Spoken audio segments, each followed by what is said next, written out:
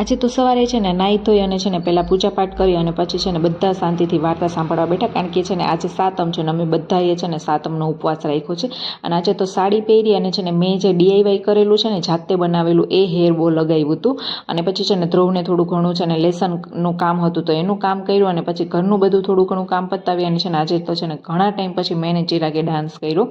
અને પછી છે ને અમે ડાન્સ કરીએ છીએ અને અમારી રાધા ના કરે એવું તો ક્યારેય બને જ નહીં. જો હું કરતી હતી ને એટલે એને ફરજિયાત કરવાનું છે. અને આજે છે ને ભાઈ ઉપવાસ હતો એટલે બધું ઠંડુ ખાવાનું હતું, મને ભાવે નહીં પણ આપણે ચલાવી લઈએ. અને પછી છે ને મને ફૂલ માથું ચડ્યું હતું એટલે પહેલાં ચા બનાવી અને પછી થોડી વાર છે ને બધા નીચે બેસવા વયા ગયા. બેસતા બેસતા ભાઈ સાંજ પડી ગઈ હતી અને આપણે જો ભાઈ કે રસોઈ બનાવવાની હતી નહીં, કારણ કે ઉપવાસ હતો એટલે ફરાળ જ કરવાનો હતો. એટલે ધૂપ દીવા કર્યા અને પછી જો આમ તેમ આટાકૂટી કરતી હતી અને લાસ્ટમાં દૂધ આવ્યું ને તો બસ દૂધ લઈ લીધું હતું. અને પછી છે ને આખો દિવસ સાડીમાં હતી અને પછી છેલ્લે હું નાઇટ ડ્રેસમાં આવી છું ને, ખરેખર ભાઈ જે આ કપડામાં જે કમ્ફર્ટ છે ને એવું તો એક કોઈ કપડામાં નથી. તો મળી આવતીકાલે એક નવા બ્લોગ સાથે. જય બજરંગબલી, બાય બાય.